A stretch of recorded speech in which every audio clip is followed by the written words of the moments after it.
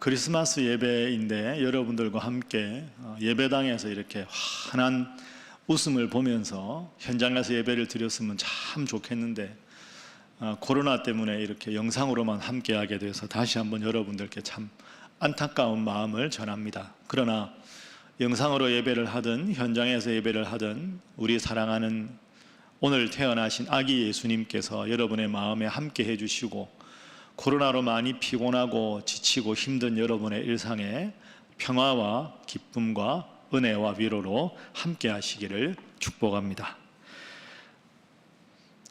20세기 독일의 가장 위대한 신학자 중에 제가 여러분들에게 몇 번 소개해드린 대로 디트리 본회퍼라는 학자가 있습니다. 이 본회퍼는 나치에 항거하다가 감옥에서 돌아가신 그런 분입니다. 1945년에 39의 젊은 나이로 감옥에서 돌아가셨죠.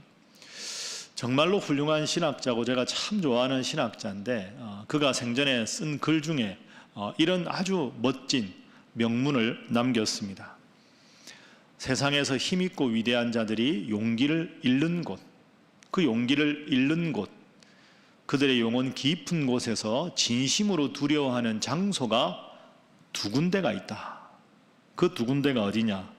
다름 아닌 말구유와 십자가, 그리스도의 시작과 그리스도의 끝이다. 이렇게 말했습니다. 저 문장을 오늘 크리스마스 예배를 드리는 오늘 우리 현실과 연관해서 성탄의 의미를 생각해 보면 이렇게 생각할 수 있습니다. 그리스도의 시작은 말구유였으며 끝은 십자가였다. 예수님의 삶의 시작은 성탄 말구유였고 예수님의 삶의 끝은 십자가였습니다. 정말로 예수님의 삶을 가장 압축해서 잘 표현한 훌륭한 신학적인 명문이라고 생각합니다. 오늘 우리가 함께 읽은 본문, 우리가 참 잘 아는 본문입니다. 오늘 읽은 본문은 우리 아기 예수님께서 태어나신 그날 밤의 모습을 묘사하고 있습니다. 목자들이 수많은 양떼들 사이에서 잠을 자고 있는데 갑자기 환한 빛이 비치게 됩니다. 그러면서 주의 천사가 외칩니다. 목자들이 얼마나 놀랐을까요? 환한 빛과 더불어서 주의 천사가 외친 외침이 10절부터 12절 말씀에 기록이 되어 있습니다. 천사가 말합니다. 무서워하지 말라. 보라, 내가 온 백성에게 미칠 큰 기쁨에 좋은 소식을 너희에게 전하노라. 오늘 다윗의 동네에 너희를 위하여 구주가 나셨으니 곧 그리스도 주시니라. 너희가 가서 강보에 쌓여 구유에 누워 있는 아기를 보리니 이것이 너희에게 표적이니라. 이렇게 환한 빛과 더불어서 아기 예수님의 탄생의 소식을 전해줍니다. 이 소식을 들은 후에 수많은 하늘의 천군과 천사들이 다 함께 떼를 지어 나타나서 하나님께 찬양하는 노래를 올려드리지요. 우리가 잘 아는 14절 말씀입니다. 14절 말씀, 지극히 높은 곳에서는 하나님께 영광이요 땅에서는 하나님이 기뻐하신 사람들 중에 평화로다 하니라. 아멘. 그렇습니다. 자, 그러면 여러분, 앞서 제가 여러분에게 소개해드린 그 본회퍼 목사님의 그 말씀, 예수 그리스도의 삶의 시작은 말구유였고 끝은 십자가였다. 그리고 오늘 아기 예수님 태어나신 성탄의 기쁜 소식은 하늘에 있는 천군 천사가 노래하기를 지극히 높은 곳에서는 하나님께 영광이고 땅에 있는 모든 사람들에게는 평화다. 이렇게 노래했습니다. 자, 그러면 어떻게 예수님의 삶의 시작은 말구유였고 끝은 십자가였을까요? 우리 예수님의 이 탄생이 어떻게 하나님께는 영광이 되고 우리 온 세상 사람들에게는 평화의 소식이 될 수 있을까요? 여러분, 영광, 평화 이런 단어 참 멋지고 훌륭한 단어 아닙니까?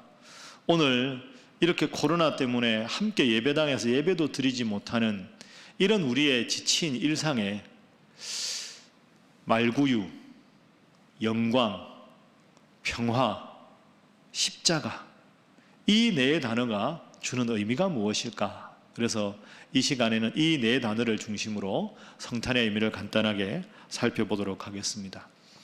오늘 이 문장은 여러분 외우시면 좋겠습니다. 다시 한번 복습해 볼까요? 보네포 목사님의 말씀입니다. 그리스도의 시작은 말구유였으며 끝은 십자가였다. 예수님의 탄생은 하늘에는 영광, 땅에서는 평화. 그래서 말구유, 영광, 평화, 예수님의 마지막 십자가, 이 단어의 의미를 한번 살펴보도록 하겠습니다. 자, 여러분 먼저 말구유입니다. 말구유 하면 어떤 이미지가 딱 떠오르십니까? 짐승의 여물통 아닙니까? 가장 낮은 곳, 겸손을 뜻하는 것이 말구유의 의미입니다. 겸손하게 나를 내려놓는 삶. 예수님이 태어나신 곳은 아주 천한 말구유였다. 나를 내려놓는 겸손을 뜻합니다. 영광, 천사가 노래할 때 천사들이 영광, 누구에게 어디서 영광입니까? 하늘에서 하나님께 영광입니다. 대상이 하나님이지요. 그 다음이 뭡니까? 평화입니다. 평화는 누구에게? 이 땅에 사는 모든 사람들에게 평화입니다. 하나님께 영광, 사람들에게는 평화.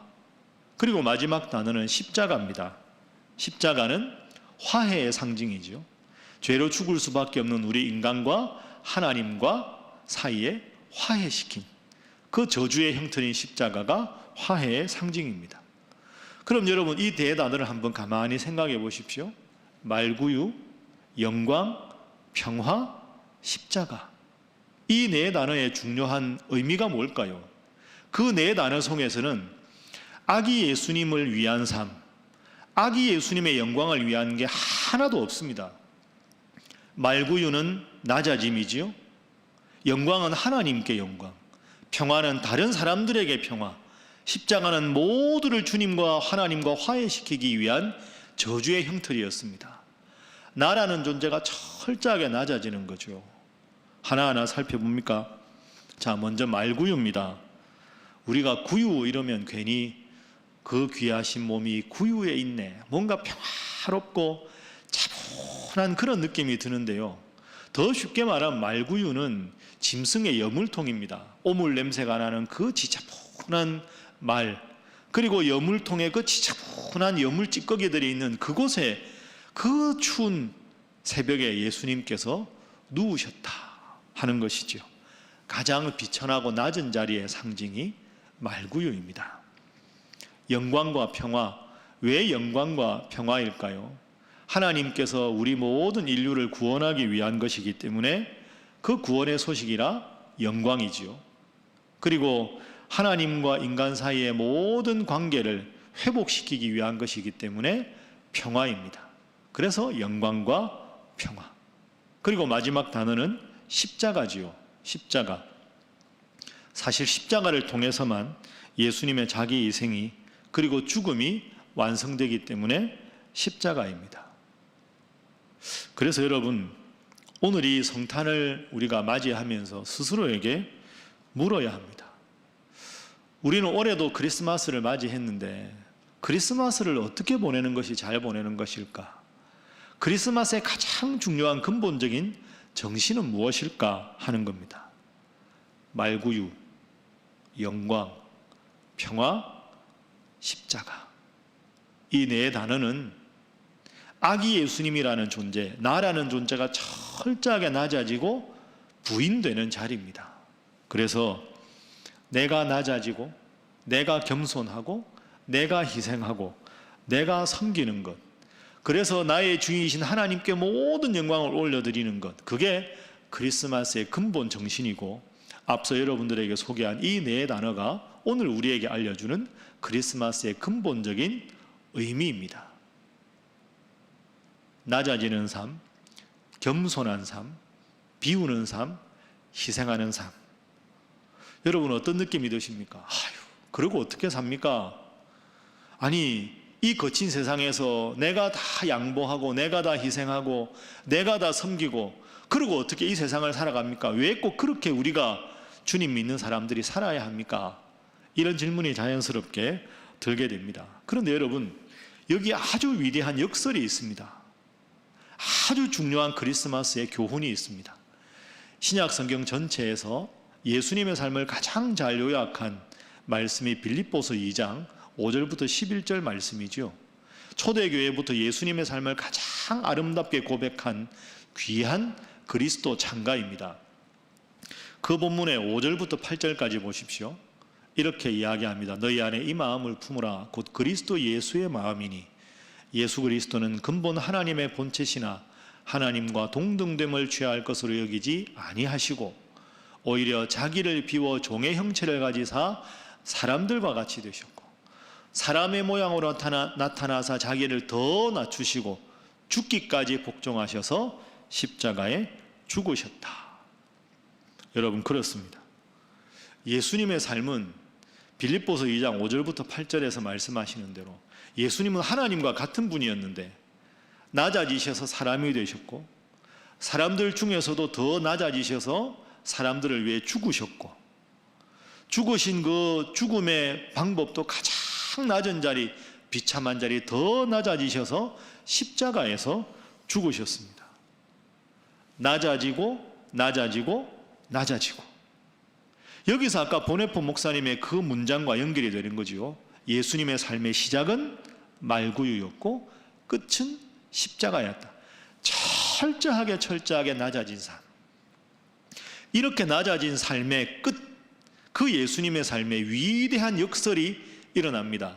빌립보서 2장 9절부터 11절에 하나님께서 그 낮아지신 예수님을 높여주셨습니다. 자, 9절 보십시오. 이러므로 하나님이 그를 지극히 높여 모든 이름 위에 뛰어난 이름을 주사 하늘에 있는 자들과 땅에 있는 자들과 땅 아래에 있는 자들로 모든 무릎을 예수의 이름에 꿇게 하시고 모든 입으로 예수 그리스도를 주님이라 하고 시인하여 하나님 아버지께 영광을 돌리게 하셨느니라. 그렇습니다. 여러분, 이것이 낮아짐의 역설입니다. 아기 예수님은 가장 낮은 곳에 오셨지만 자기를 비우고 겸손하고 희생하고 양보하고 섬기셨지만 그걸로 끝이 아니라는 거죠. 철저하게 낮아지는 만큼 하나님은 그 아기 예수님을 높여주셔서 만왕의 왕으로 온 인류의 구원자로 위대한 자리에 높여주셨습니다. 그래서 초대교회 교인들은 이 빌립보서 2장 5절부터 11절을 찬송가로 불렀습니다. 그리고 초대교회 역사를 보면 세례받을 때마다 이 빌립보서 2장 5절부터 11절을 우리가 주기도문 외우듯 사도신경 외우듯 예수님은 낮아지시고 더 낮아지셨습니다. 그 낮아지신 예수님 따라 우리도 낮아져야 합니다. 그런데 낮아지신 예수님을 하나님께서 높여주셨습니다. 우리가 섬기고 우리가 더 양보하고 더 우리가 낮고 천한 자리에 있으면 하나님 우리를 더 높여주실 것입니다. 이것을 찬미가로 찬송가로 세례 때 고백으로 불렀습니다. 사랑하는 우리 신일의 성도 여러분, 이것이 크리스마스의 가장 근본적인 정신입니다. 크리스마스의 주인공은 산타클로스가 아닙니다.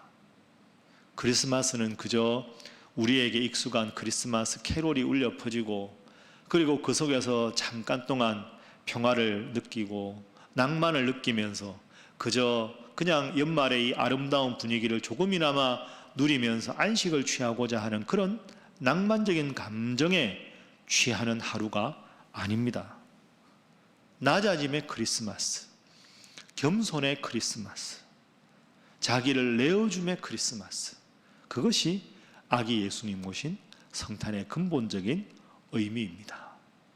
사랑하는 우리 신일의 성도 여러분, 오늘 귀한 크리스마스 예배를 드리고 또 우리 교회는 사랑의 쌀을 여러 이웃을 향해서 나누고 또 우리보다 힘든 분들을 위해서 기도하고 전화로라도 문안하고 그들을 격려하는 그런 날이 오늘입니다.